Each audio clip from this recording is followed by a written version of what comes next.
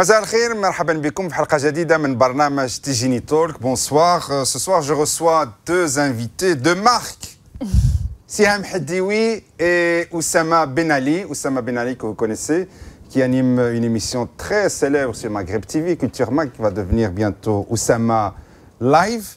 Et Siham Hadioui, salam alaikum. Alaikum salam wa rahmatullahi wa barakatuh. Siham, ça va?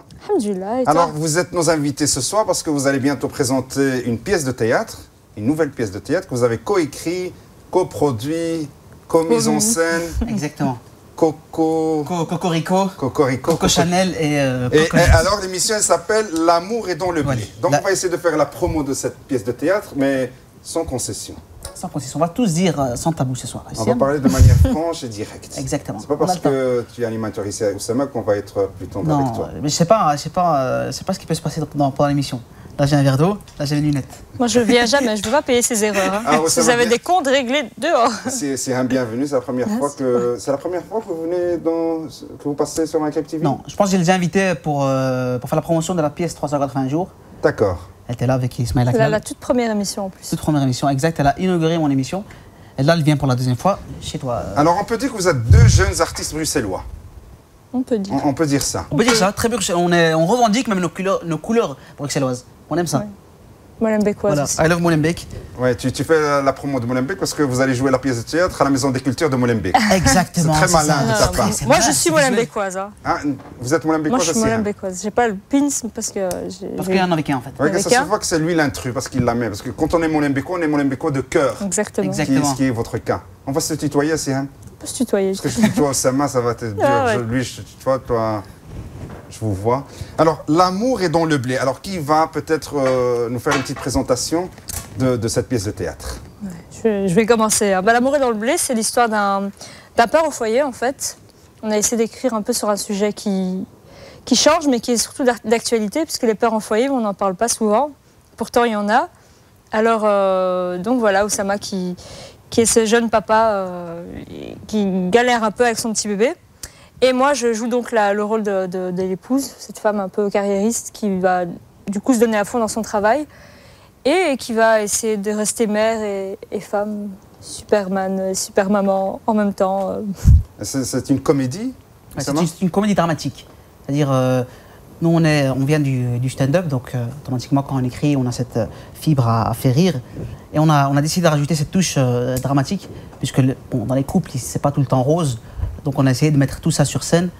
En fait, voilà, on ouvre le rideau et c'est vraiment un couple. Là, avec tout, dans toute sa splendeur, toute sa palette. Alors, vous avez des petits flyers très, très jolis, très bien beau, très faits. beau. Et donc, je vais lire le pitch. Et j'ai remarqué, vous m'excuserez, Siham et Oussama, le pitch, il est très sexiste, plein de préjugés.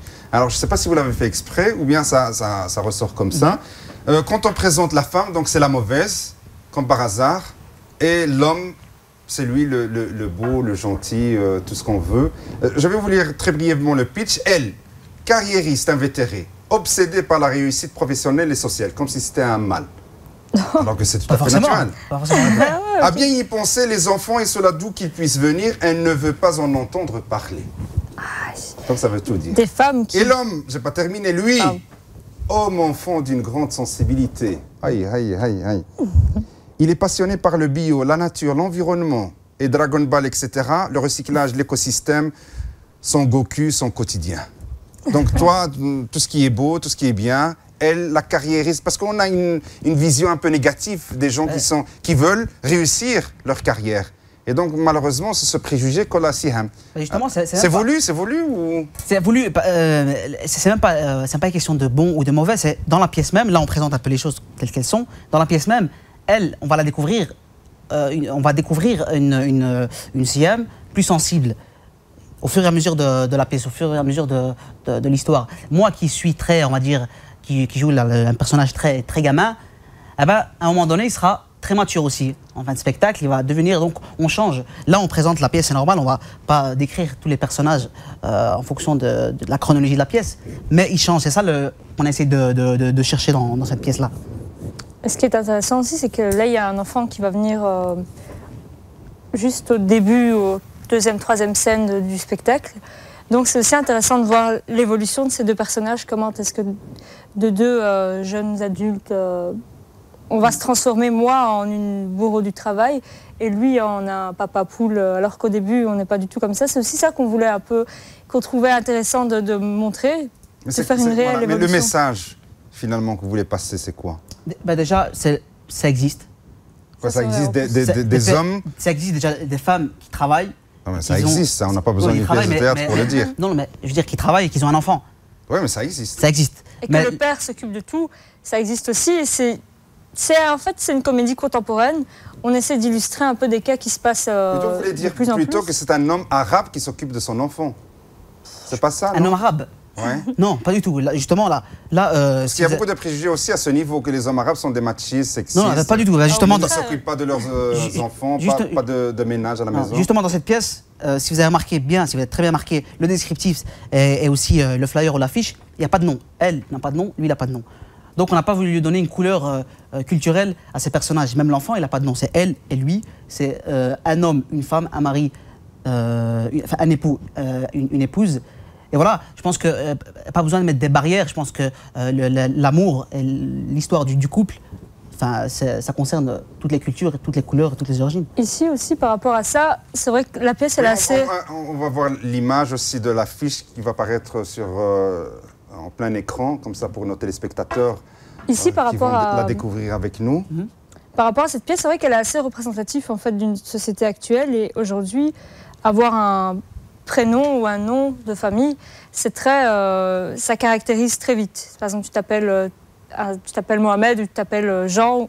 Donc c'est aussi ce malaise-là. Nous, on s'est regardé, on s'est dit, mais comment on va l'appeler l'enfant? Parce que nous, à la rigueur, on peut ne pas s'appeler, mais l'enfant, il faut qu'il ait un nom. C'est un garçon ou une fille? Un petit garçon. Un petit garçon, pourquoi? Comme ça, je pensais que c'était mon rêve à moi, au personnage, de donner son idéal à lui. L'enfant qu'il a toujours rêvé d'être, qu'il a toujours été. Lui qui est très... Le personnage que j'interprète, il est très maladroit dans ses gestes, mais très adroit dans ses sentiments. Et il y a pas mal d'hommes qui sont comme ça. Donc là, on découvre la parentalité que... On ne sait pas, on n'est pas parents. Vous découvrez peut-être... Toi, tu découvriras en tant que parent, en tant que papa. Ouais. Je ne sais pas, où la femme découvrira aussi la parentalité. Tous les deux. Et c'est ça aussi qu'on veut exprimer, c'est pour ça qu'on dit qu'elle est très actuelle et aussi très représentative, c'est qu'on n'est pas préparé. Toi, tu penses qu'avoir un enfant, c'est chouette, c'est bien, la maternité, tout est rose, tout est beau. Pour une femme, c'est normal d'avoir un enfant. Pour une femme, c'est normal, mais ce qu'on montre dans la pièce, c'est que non, on ne naît pas maman, tu le deviens. Et c'est pour ça que c'est intéressant d'avoir ce père au foyer qui apporte une couleur un peu intéressante, surtout pour ces jeunes adultes qui ne pensent pas aux enfants spécialement. Maintenant, tu te dis, tu auras un enfant à 30 ans. Mais quand tu as 25 ans et que tu es un enfant, tu t'attends pas. Alors toi qui connais Oussama depuis un certain moment, est-ce que tu penses qu'il sera un bon papa dans le futur? Très bonne question. C'est une très bonne question, à 2 points. Bah écoute, moi je pense... Dites-nous la vérité, il n'y a pas de problème, ne vous inquiétez pas. Non, mais j'avais un peu peur d'un truc, c'est que j'avais eu déjà un rôle avec 381 jours, où j'interprétais le rôle de Leïla, qui était une fille un peu violente et un peu agressive, comme ça, qui ne sait pas exprimer ses sentiments. Donc j'avais l'habitude un peu d'interpréter, mais lui, j'avais peur parce qu'il venait du stand-up et qu'il n'avait jamais eu de rôle comme ça où il devait retirer le Oussama qui est en lui. Et j'ai été vraiment surprise de voir qu'il l'interprète vraiment bien. Je pense que ça va être un bon J'ai laissé ma folie de côté, même si elle n'est pas toujours très loin. Alors même question Oussama, Siham ferait une bonne maman? Pas du tout. Pas du tout. Non, non, je pense pas.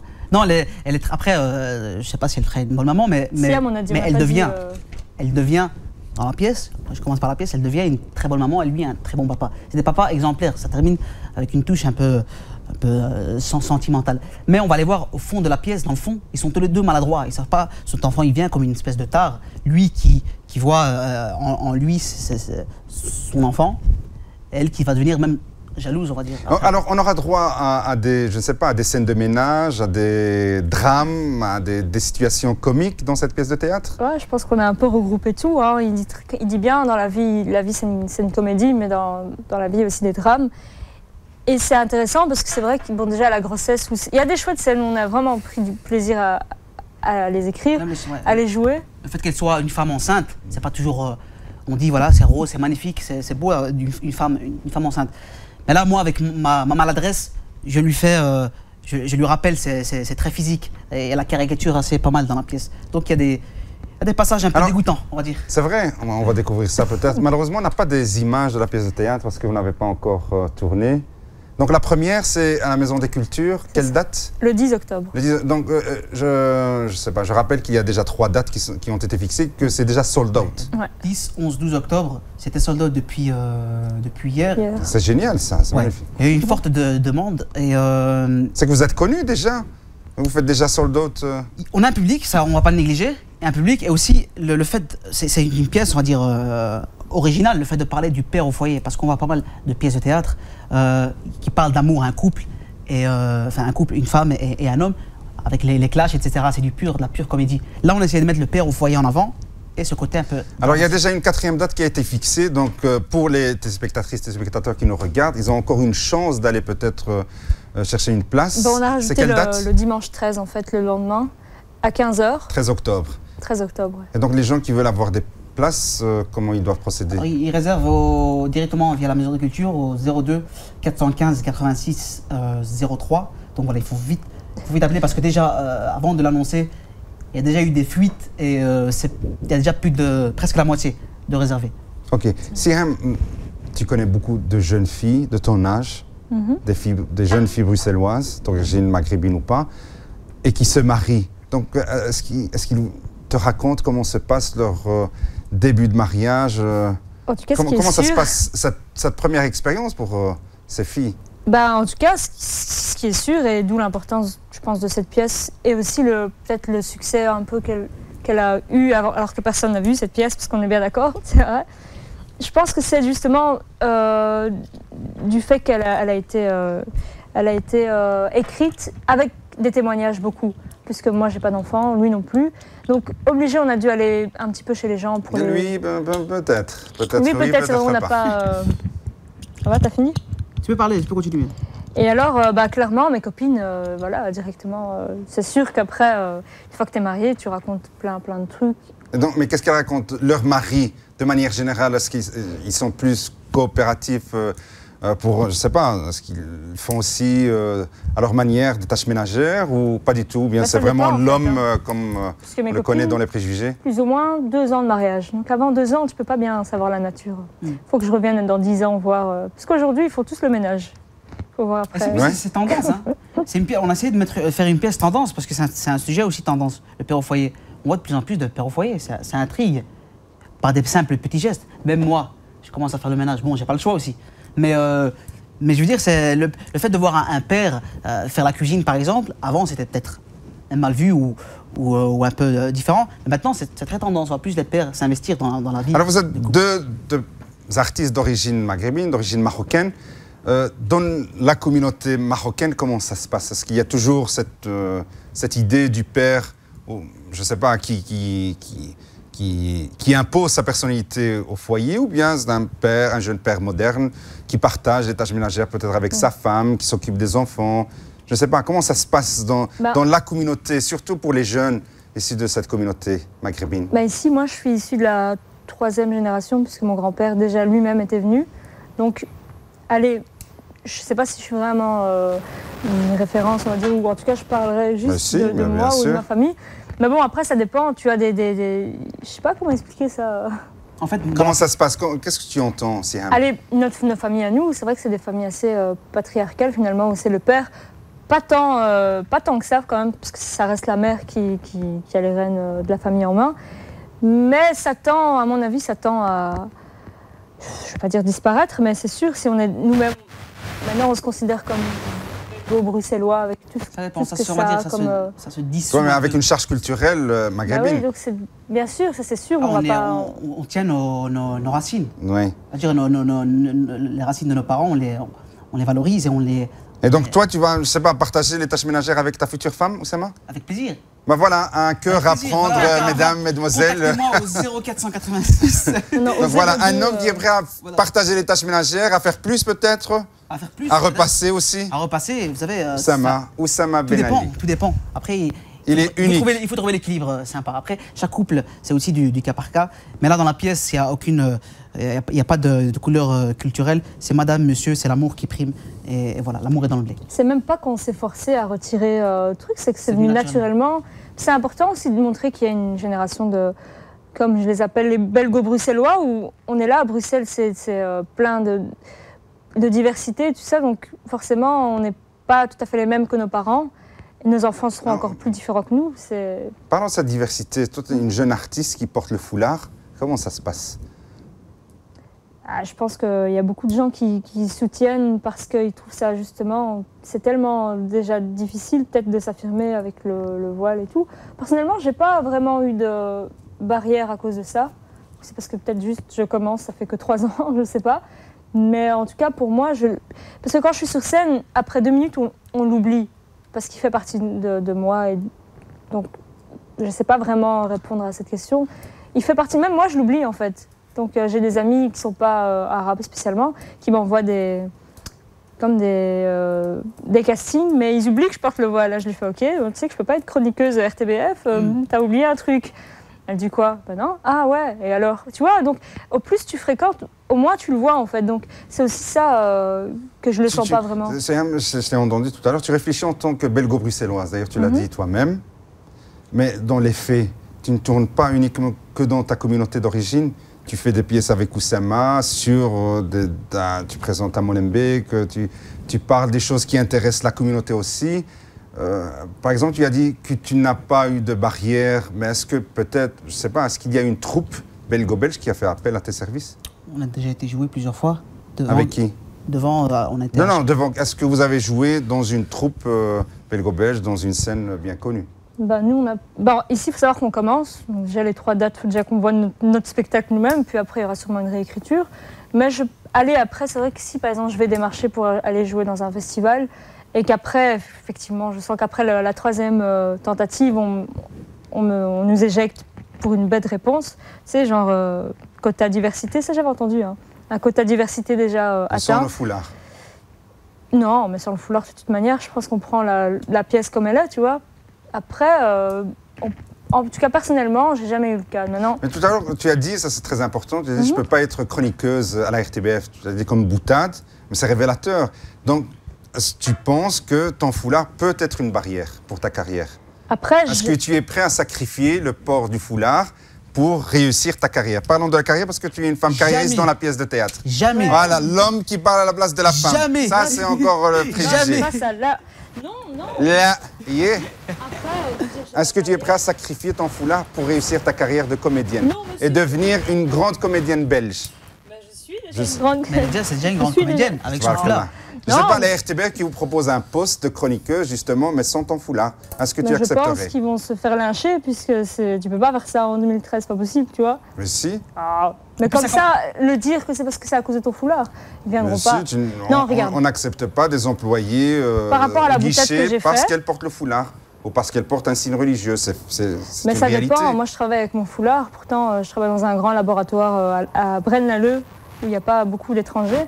Donc oui, effectivement, il y a des postes qui sont plus à... Je pense que c'est peut-être bruxellois, j'en sais rien, tu vois. Mais ça commence...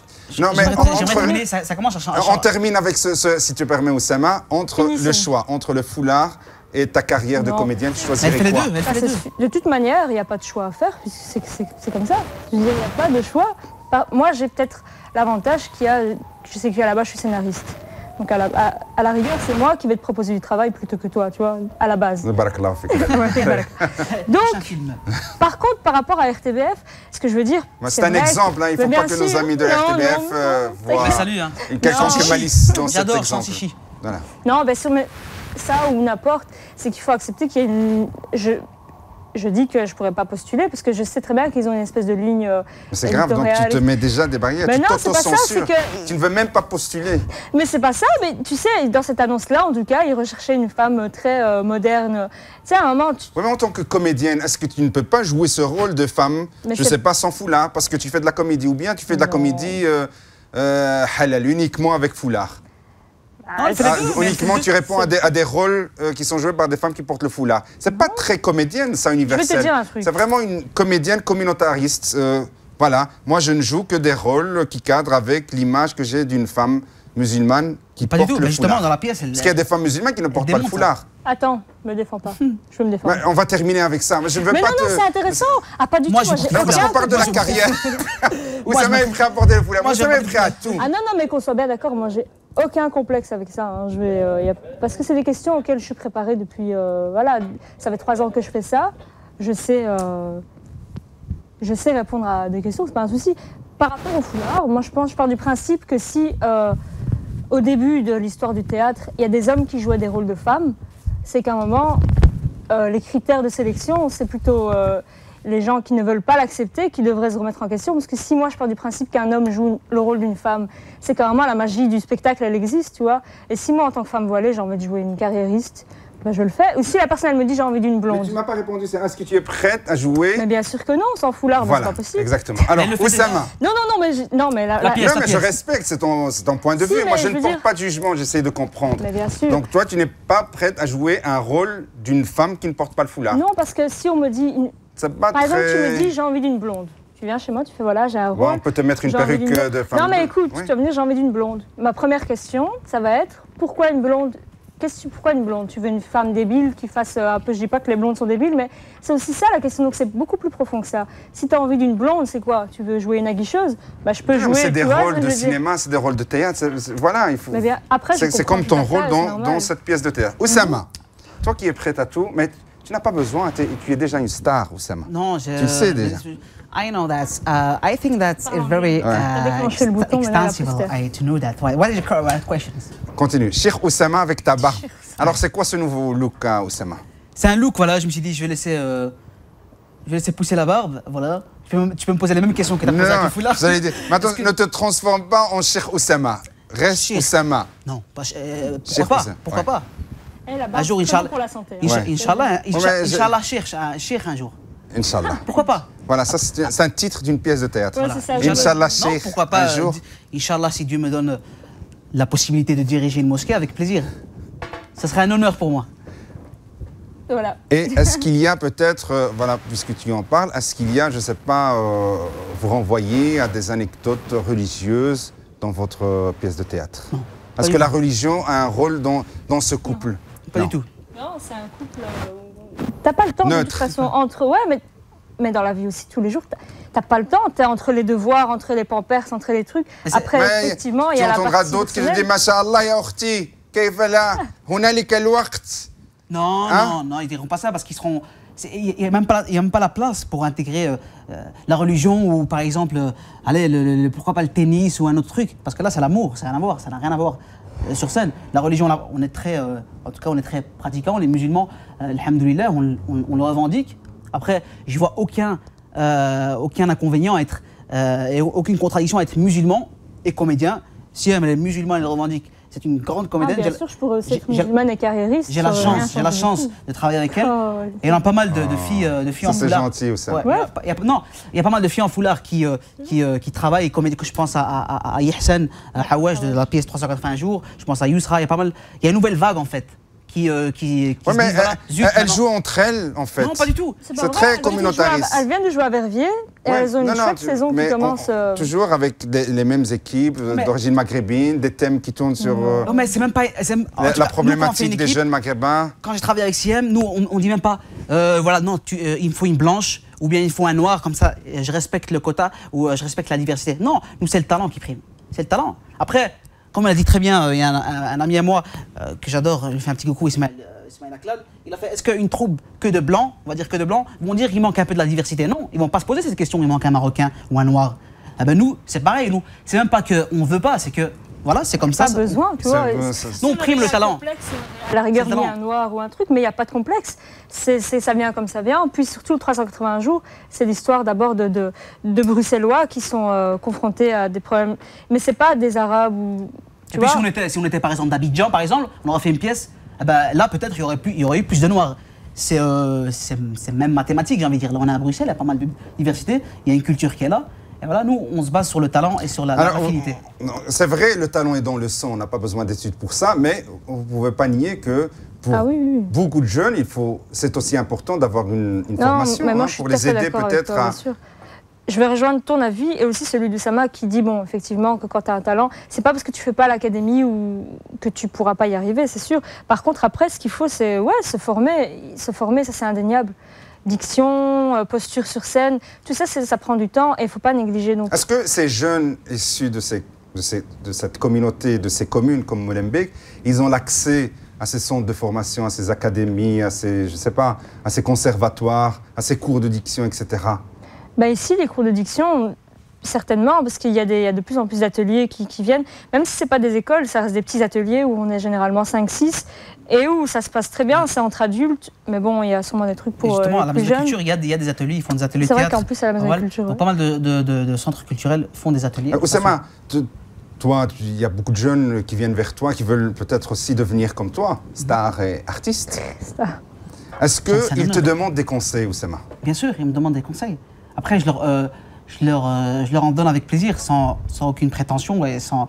ma carrière... Alors, quels sont les premiers conseils peut-être que tu donnes à ces jeunes déjà, qui te viennent à l'esprit comme ça? Déjà, quand un jeune me dit, voilà, il a un projet qui tient à cœur et qui aimerait le lancer, que ce soit monter sur scène ou créer une petite scénette ou un petit spectacle de 15-20 minutes, je lui fais lance-toi, enlève, ne sois plus décomplexé, parce que c'est ça qui va te faire, voilà, même si tu te casses la gueule, au moins tu as essayé, tu apprendras avec tes erreurs. Après, il y a pas mal de jeunes, j'ai fait aussi des petits ateliers, le fait de se tenir sur scène, avec mon expérience à moi, et ce qu'on m'apprend encore maintenant.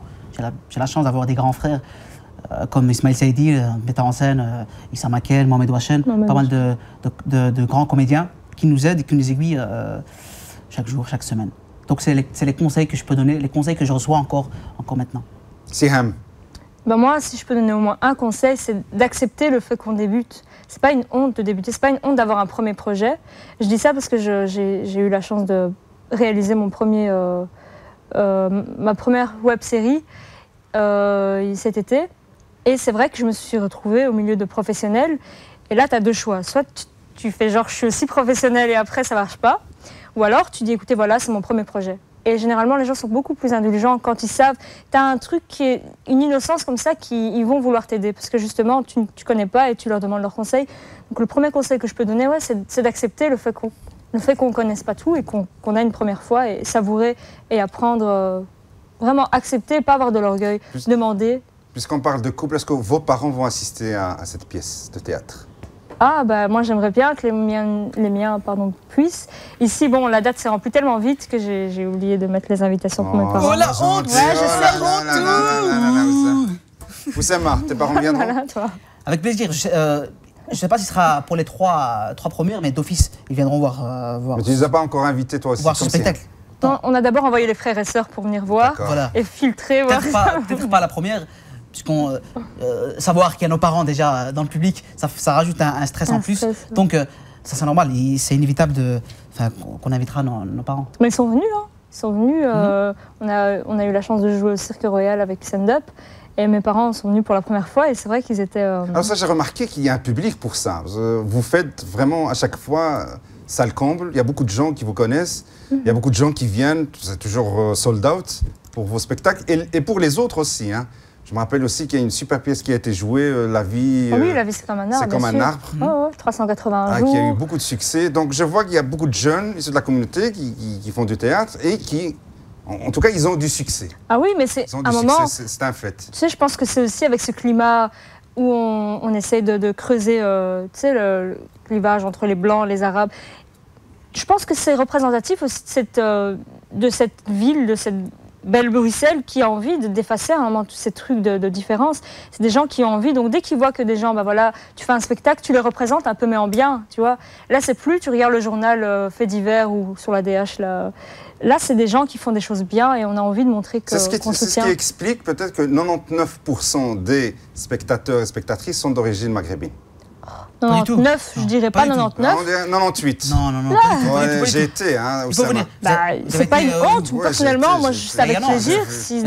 Tout dépend de l'événement. Si vous faites un événement à Nachid, c'est normal, vous aurez pas mal d'origine maghrébine. Mais nous, on a un public qui est très diversifié de par déjà les générations. On a un public très jeune, on a un public familial, ils viennent avec leur papa, leur maman, leurs enfants, même des bébés qui pleurent. Et ça c'est beau de faire déplacer un public comme ça. Alors, peut-être le dernier mot pour chacun de vous pour peut-être convaincre les téléspectatrices et les téléspectateurs à venir voir votre pièce, en tout cas pour la dernière séance du 14, s'il y a encore des places. Moi, je vous encourage vraiment à venir, c'est là. Oh, ouais, vous pouvez. Viens, c'est tout. Non, c'est une pièce où on rigole, où on réfléchit, mais pas trop, tu sais, voilà, ça se laisse regarder facilement et surtout c'est plein d'humour et de... Voilà, venez pas voir cette pièce, c'est pourri, on rigole pas du début à la fin. Non, voilà, en tout cas, il reste une date, les 3 dates sont sold out, il reste le 13 octobre à partir de... Le 14 octobre, ou le 13 octobre, à 15h à la Maison des Cultures. Un seul numéro, 02 415 on reconnaît l'animateur 86 03. Voilà, on remercie notre ami Mohamed Tijini dans son Tijini Talk. Et on se donne rendez-vous dans quelques semaines. Je donne rendez-vous dans 2 semaines pour découvrir ma nouvelle émission. Tu vas découvrir Actiris, mon ami. Avec la continuité de mon émission l'an dernier. C'était l'an dernier Culture Mag. Il y aura pas mal d'artistes. On va faire la promotion de pas mal d'événements artistiques. Donc voilà, restez au taquet sur Maghreb TV 3 fois. T'as fait la blague la blague la plus longue de l'histoire de la blague. Elle a duré 4 minutes ta blague. T'as conscience un peu de ta blague? C'était Siham Hadioui ou Oussama Ben Ali. Quant à moi, chères téléspectatrices, chers téléspectateurs, سيداتي وسادتي أقول لكم إلى اللقاء في حلقة أخرى من برنامج تيجيني توك. مع السلامة.